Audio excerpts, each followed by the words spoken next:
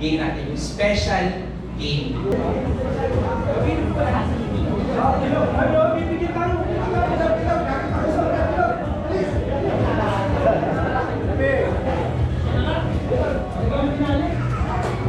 Hello. Pabilog po lahat. Special game. Lahat po kasama. Lahat po ng kalalakihan. Yung 24 wise men.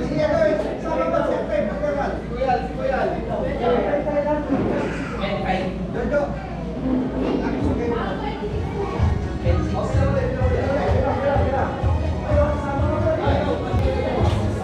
Okay po.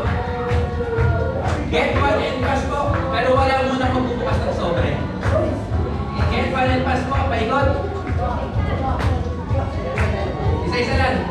Get one and pass. Wala magbubukas ng sobre. Ang magbukas, disqualified. Ito po. Saya!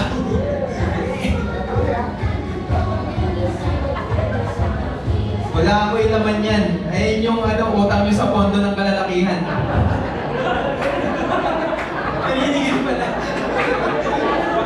Yung fan nila po, makikisuyo.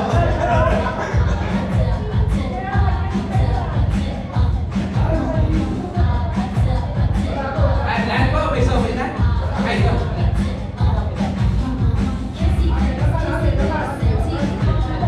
Lahat po, may laman. Okay, lahat po, may hawak. Wala po magbubukas ha. Ang tawag po sa game na to, ano ba tayo? Isang straight ay sa bilog, wala pong magdodouble ay. Ayan. Okay po, ang tawag sa... Okay na po,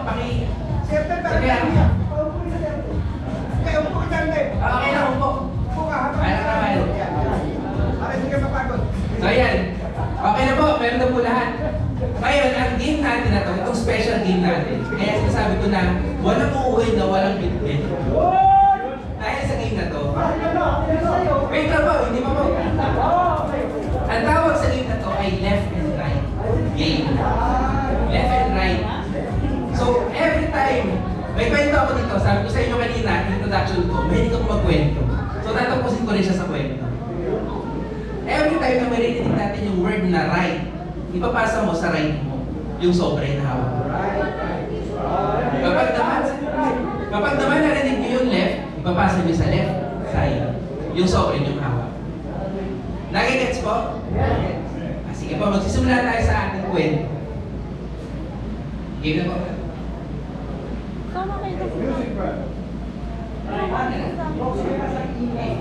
So, Christmas was almost here. And Christmas was almost here, and Mother Right was finishing. Right, nakapasa na po. Okay, ate, pass po.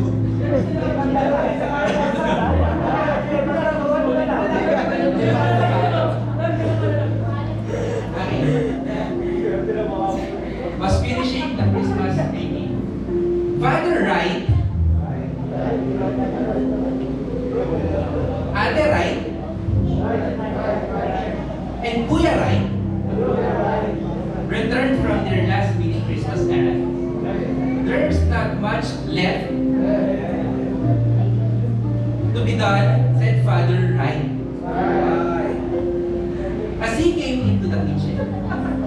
Did you leave the basket of food at church? Asked Mother Right. I left. Right. Where you told me to. And Father Right.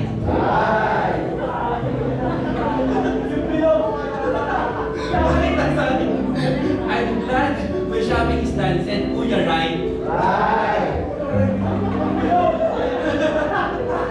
I don't have anybody left. That's the whole telephone rang and Ate Right left to answer it. She rushed back and told the family, Tita Right left a package for us, right? On Lola Right's porch. I'll go over there, right?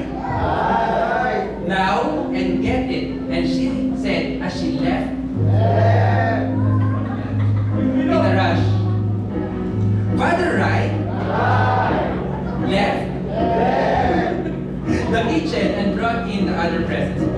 By the time Ate Rai, Mother Rai, Father Rai, and Kuya Rai had begun arranging the gifts.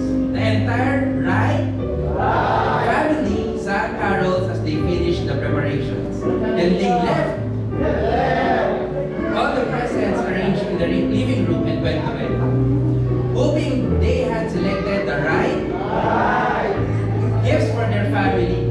Now, I hope you have the right presents for yourself, because that's all that's left to our story. Except to wish you a Merry Christmas. Isn't that right? So lahat po ng hawak ng sobre, sa inyo na po yung laman. Sige po! Buksan niyo po!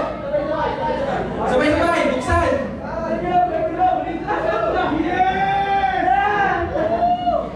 Yun, may 100! May 50!